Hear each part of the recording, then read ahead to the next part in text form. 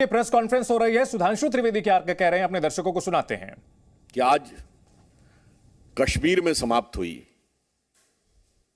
और महत्वपूर्ण बात यह है कि महात्मा गांधी जी की पुण्यतिथि है, जो अहिंसा के सबसे बड़े प्रतीक थे, परंतु वो एक राज्य कश्मीर जो भारत में हिंसा का सबसे बड़ा केंद्र बना। ये वही कश्मीर है जिसके भारत में एकीकरण के लिए हमारे संस्थापक अध्यक्ष श्यामा प्रसाद मुखर्जी जी ने अपना बलिदान दिया था। ये वही कश्मीर है जहां स्वतंत्र भारत में एक ऐसा समय आया जब 10 वर्ष तक 26 जनवरी और 15 अगस्त को भी राज्यपाल भी झंडा नहीं फहरा सकते थे। 1988 से 1998 जिस दौर में हमारी पार्टी ने, जब डॉक्टर मुरली मनोहर जोशी जी हमारे राष्ट्रीय अध्यक्ष थे और वर्तमान प्रधानमंत्री श्री नरेंद्र मोदी जी युवा नेता के रूप में उस यात्रा के संयोजक थे, इसी श्रीनगर के लाल चौक पे जाके 26 जनवरी 1992 को झंडा फहराया था। तो उन बलिदानों और साहस के दम पर यही कश्मीर जो अगस्त 2019 में जो भारत के साथ संपूर्ण और असंदिग्ध रूप में एकाकार होने की प्रक्रिया पूर्ण हुई थी। यह यात्रा जो राजनीतिक उद्देश्य से प्रेरित थी, मगर मैं कह सकता हूं कि वो अपने राजनीतिक उद्देश्य में,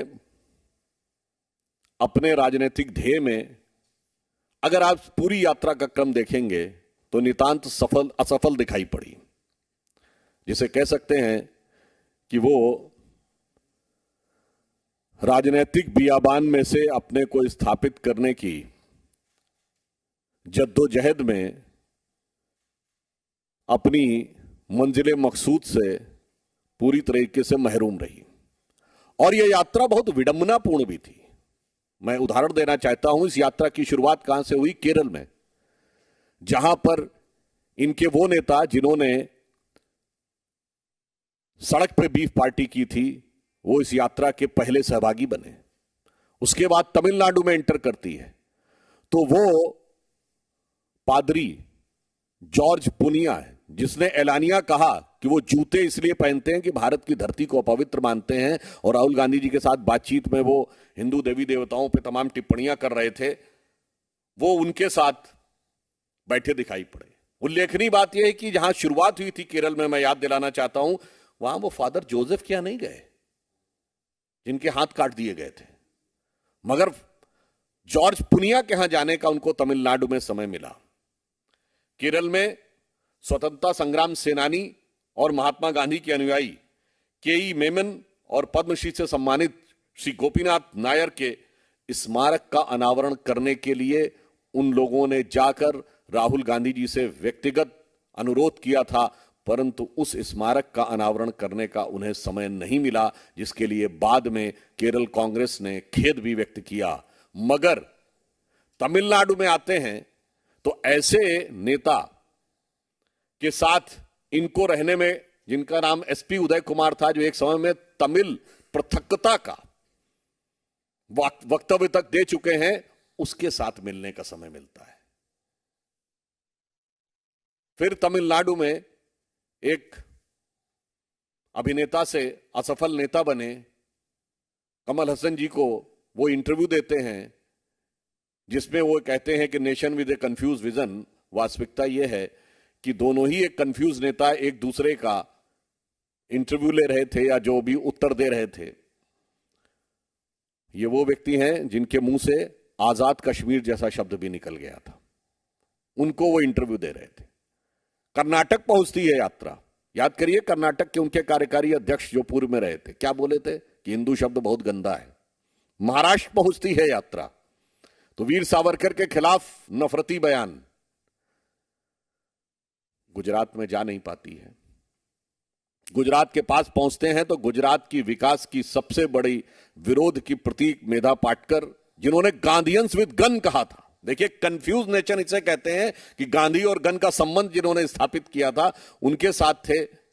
उसके बाद उनकी यात्रा का जो स्थायी साथी था, जैसे यात्रा में एक बारात में सहवाला चलता है ना, तो वो जो थे वो एक छात्र नेता थे जिनकी ख्याति टुकड़े टुकड़े की संज्ञा से जुड़ी हुई है, और जिन्हें इसी यात्रा के दौरान कांग्रेस पार्टी के द्वारा राहुल गांधी के बाद सबसे लोकप्रिय युवा नेता का विशेषण भी दे दिया गया। उसके बाद यह यात्रा दिल्ली पहुंचती है। अनेक विपक्षी दलों से वो आह्वान करते हैं कि भाई अब तो आ जाइए, कोई आने को तैयार नहीं होता है।